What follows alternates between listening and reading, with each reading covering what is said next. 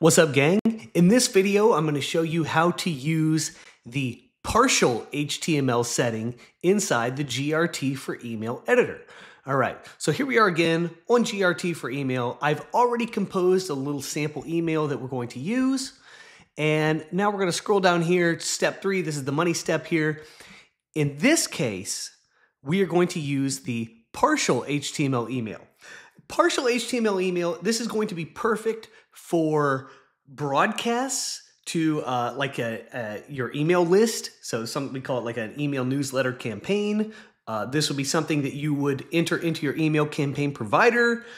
An example of an email campaign provider might be ConvertKit, MailChimp, HubSpot, Constant Contact, Campaign Monitor, things like this. So these are services that you sign up for, you pay a monthly fee, and then you can go into their email editor, craft your emails, and send them out to your list.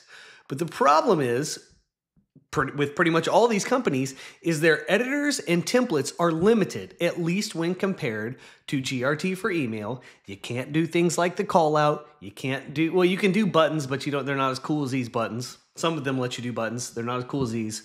The call outs are crucial. You've got extra details like drop caps, the subheadlines, special spacing tweaks that have been included. Like if you put an H3 inside a call out as your first element, there's a little bit less spacing after it, and the whole thing just looks tighter and more well put together.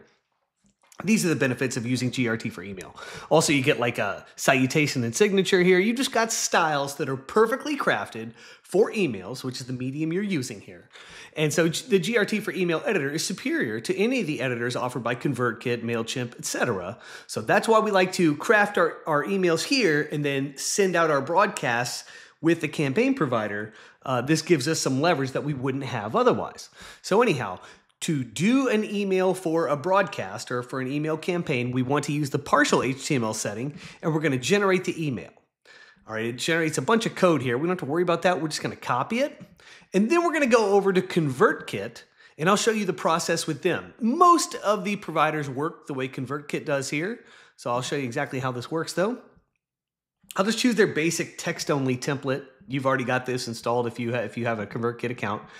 And what we want to do here, we can't just paste the email in. If you're using the WYSIWYG setting in Gmail, you can just copy the email and paste it right in, and it just works.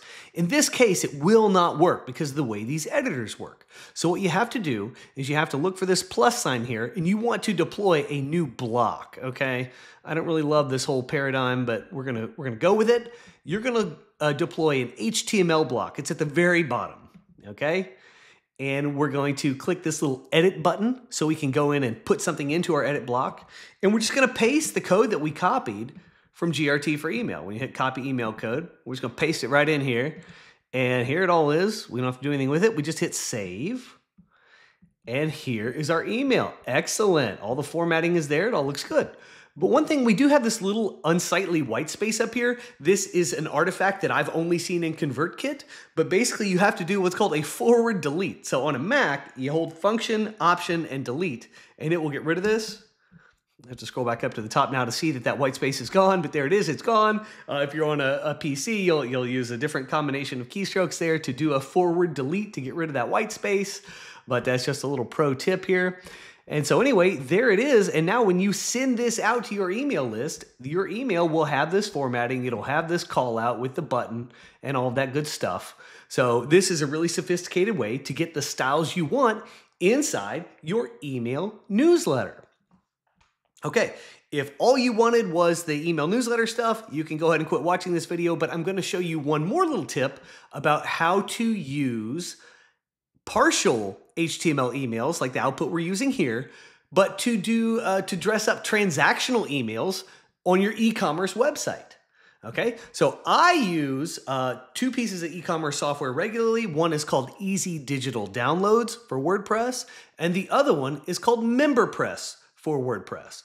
Now, both of these e-commerce plugins have the ability to enter what's called transactional emails.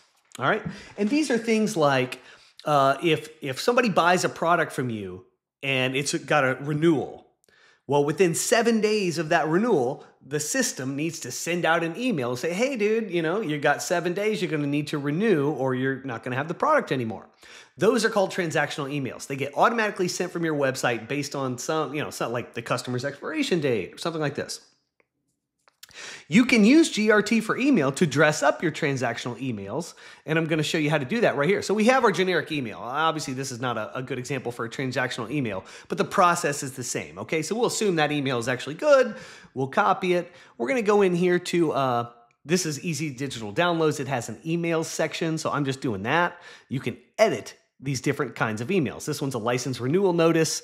This one, I'm not even using this. I'm just going to use it to show you how this works. So you go in here and eventually you'll find an editor such as this. Okay.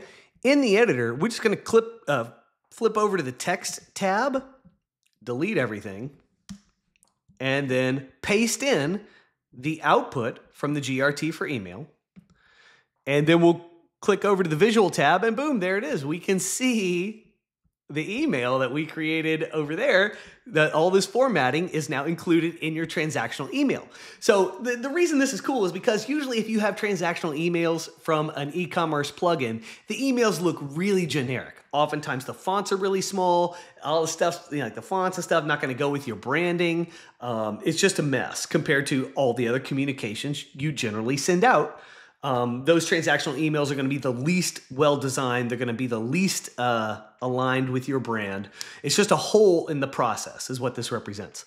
So GRT for email gives you the ability to plug this hole in the process and have really nice designs and thoughtful formatting elements on your transactional emails.